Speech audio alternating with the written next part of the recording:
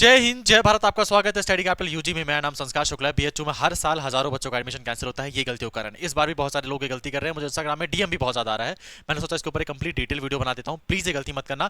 मुझसे भी ये गलती हो गई थी और मुझे बाद में बहुत रोना आ रहा था। ठीक है, तो ये गलती मत करना क्योंकि फाइनली मैं बच गया था इस गलती से, क्योंकि मैंने कुछ चीजें सुधार ली थी। मेरा नाम संस्कार शुक्ला है। मैं यूजीपीजी के लिए पढ़ाता हूँ। मैंने बीएचयू से यूजीपीजी खत्म करके रखा हुआ है एंड मेरा ड्यूसीएलसी में 3 बार हुआ है।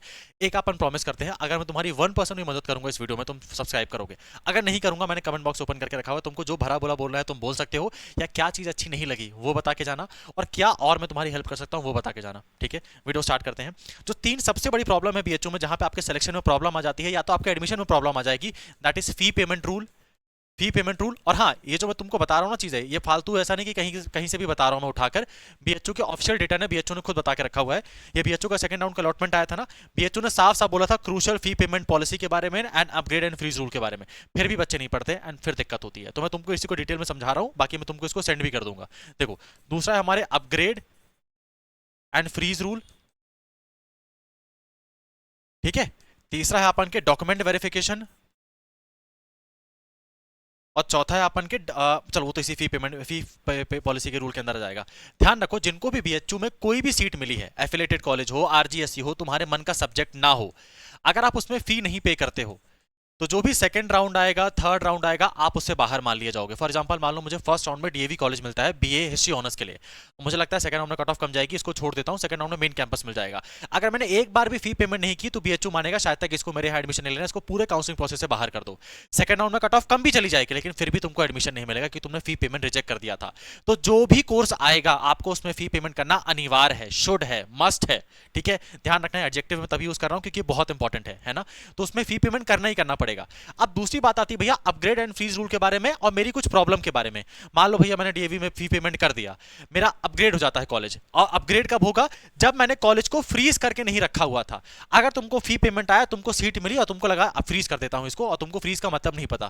फ्रीज का मतलब यह है आपको जो कॉलेज मिला था वहीं पे आपका एडमिशन क्लोज हो जाएगा, आपको कोई भी अपग्रेड कॉलेज नहीं दिया जाएगा। ठीक है, मान लो पहले मुझे मान लो फिलॉसफी ऑनर्स मिला था और मेरी टॉप प्रेफरेंस थी इकोनॉमिक्स, अगर मैंने फिलॉसफी को फ्रीज कर दिया देन फिलॉसफी ही हो जाएगा मेरा एडमिशन, उसके बाद कुछ भी अपग्रेड नहीं होगा मेरे कॉलेज के अंदर। अगर मैंने कॉलेज को अपग्रेड में रहने दिया और मान लो भैया मुझे सेकंड राउंड में मेन कैंपस मिल जाता है बीएचयू का, तो क्या मुझे जो मैंने जो डीएवी की फीस पे की थी, क्या मुझे बीएचयू मेन कैंपस की फीस फिर से पे करनी पड़ेगी? ना। तुम्हारी मान लो डीएवी की फीस 5,000 थी, बीएचयू मेन कैंपस की फीस 2,000 रुपए है, तो उसी 5,000 में से 2,000 कट कर लेगा बीएचयू और मेन कैंपस की फीस में, और बाकी 3,000 रुपए तुम्हारे बैंक खाते में वापस आ जाएंगे।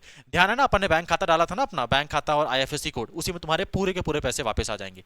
तीसरी चीज, क्या अगर मैं ड्यू में फी पेमेंट नहीं करता हूं बीएचयू में, या मैं फ्रीज कर देता हूं, तो क्या इसके बाद कोई भी चांसेस है कि मुझको सेकंड राउंड, थर्ड राउंड या स्पॉट राउंड किसी भी राउंड में एडमिशन मिल पाए?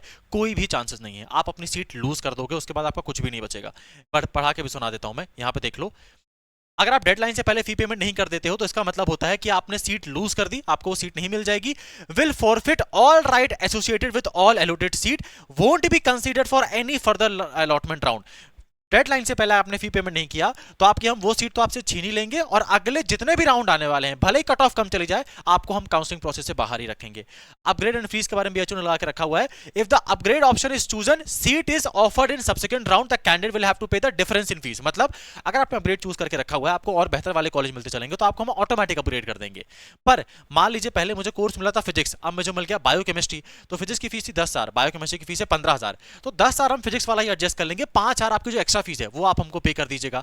मान लो मुझे पहले वाला कोर्स की फीस 15,000 थी, नए वाले कोर्स की फीस 10,000 है, तो 5,000 आपका जो एक्स्ट्रा बचा वो बीएचयू आपको वापस लौटा देगा। बट अगर तुमने फ्रीज क्लिक किया देन वो खत्म, वहीं पे खत्म, उसके बाद कुछ नहीं होने वाला। ठीक है, दूसरी चीज बात कर लेते हैं डॉक्यूमेंट वेरिफिकेशन के बारे में। इस बार मुझे नहीं पता बीएचयू ऐसा क्यों कर रहा है और क्या दिक्कत हो रही है। पीजी में मैं तुमको बताता हूं पीजी में क्या केस हुआ है। पीजी में हजारों बच्चों का एडमिशन विदहोल्ड है और हजारों बच्चों का एडमिशन को रिजेक्टेड कर दिया गया है। पता नहीं बीएचयू ऐसा क्यों कर रहा है। पहले क्या होता था, आप सीट एक्सेप्ट करते थे, बीएचयू में ना ऑनलाइन डॉक्यूमेंट वेरिफिकेशन होता था। अब क्या हो रहा है, बीएचयू सीट तुम लोगों को दे रहा है, तुरंत ही फी पेमेंट आ रहा है, डॉक्यूमेंट वेरिफिकेशन हो ही नहीं रहा है। डॉक्यूमेंट वेरिफिकेशन होगा तुम्हारे यहाँ कैंपस के अंदर, और कैंपस के अंदर मान लो आपके डॉक्यूमेंट में कुछ गलती पाई जाती है तो आपको टाइम दिया जाएगा, इसको सुधार कर लाओ। मान लो टीसी गलत है, माइग्रेशन नहीं है, या तुम्हारे ओबीसी सर्टिफिकेट पुराना है, तो तुमको कुछ टाइम दे देंगे, लेकिन एडमिशन को एक्सेप्ट नहीं करेंगे, विदहोल्ड कर देंगे। तुमको बोल देंगे कि तुमको 2 महीने का टाइम दे रहे हैं, 2 महीने में लेके आओ, अदरवाइज तुम्हारे एडमिशन को बाद में कैंसिल करेंगे, अभी विदहोल्ड कर देंगे। सेकंड, अगर आपने कोई फर्जी डॉक्यूमेंट दे दिया या तुम एलिजिबिलिटी क्राइटेरिया के अंदर नहीं आते हो तो वो कुछ भी नहीं कंसीडर करेंगे, तुमको सीधा सीधा रिजेक्ट कर देंगे एडमिशन को। तो डॉक्यूमेंट्स में एंड हॉस्टल प्रोसेस कैसे मिलने वाला है इसमें मैं तुमको प्रॉपर्ली डिटेल में समझाऊंगा, ठीक है। तो उसमें कुछ गलती मत करना। कहाँ समझाओगे भैया, कैसे समझाओगे, कुछ नहीं करना है तुमको ना। अगर तुम पहली बार चैनल में कभी आए हो तो मुझे सीयूटी विद संस्कार में इंस्टाग्राम में जाके फॉलो कर लेना। अगर आप सोशल मीडिया यूज करते हो तो आप जाके मुझे उसमें फॉलो कर लेना, मैं इसमें हर एक अपडेट देता रहता हूँ। प्लस मोस्ट इंपॉर्टेंटली मैं आप मेरे व्हाट्सअप चैनल को ज्वाइन करके रख लेना, जिसमें ऑलमोस्ट मेरे साथ 2700 बच्चे ऑलरेडी जुड़ चुके हैं। मेरा कोई भी वीडियो उठा लेना, डिस्क्रिप्शन में जाना, यहाँ पे व्हाट्सअप चैनल का लिंक है, इसमें क्लिक करना एंड जाके मेरे व्हाट्सअप चैनल को ज्वाइन कर लेना। 2700 बच्चे ऑलरेडी हैं, मैं इसमें complete detail by detail step by step process तुमको समझाऊंगा। एक और बहुत इंपॉर्टेंट बात, जिन भी लोगों का डीयू में एडमिशन या बीएचयू में एडमिशन हो चुका है, आप गूगल फॉर्म के लिंक को फिल कर देना, उसके बाद आपकी पूरी की पूरी परेशानियां मेरी होंगी, आपको जरा भी कोई दिक्कत का डाउट नहीं लेना पड़ेगा, ठीक है। जरा भी कोई दिक्कत नहीं होगी अगर आपने गूगल फॉर्म को फिल करके रखा हुआ है। गूगल फॉर्म का लिंक कहां पर है भैया, गूगल फॉर्म का लिंक आपको मैंने डिस्क्रिप्शन में ही देके रखा हुआ है। यहां पर अगर आप आओगे तो आपको यहां पे डिस्क्रिप्शन में गूगल फॉर्म का लिंक यहां पे टॉप पे देखने को मिलेगा, ठीक है। तो आप गूगल फॉर्म के लिंक को फिल कर दीजिएगा। और हाँ, अगर मैंने तुम्हारी थोड़ी सी भी मदद की है तो चैनल को सब्सक्राइब करके जाना। Thank you so much.